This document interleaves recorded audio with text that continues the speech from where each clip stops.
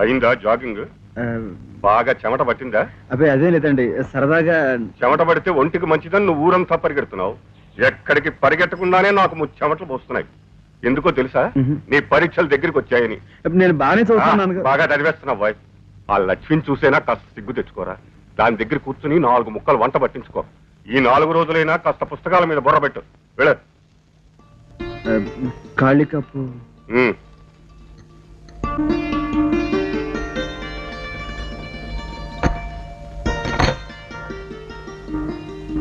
ఏమిటన్నయ్యా పొద్దున్నే ఘటోద్గజుల్లా గడగడా నీళ్లు తాగేస్తున్నావు? ఏమి లేదమ్మా, ఇప్పుడే నాన్నగారు వేడివేడిగా టిఫిన్ పెట్టారు. వద్దు నాన్నగారు అని ఎంత బతిమాలుకున్నా తినరా తినరా అని బలవంతం పెట్టారు. తిన్నాను, దాహం వేసింది. నీకు అసలు టిఫిన్ కాదన్నయ్యా, భోజనం భోజనం పెట్టాలి.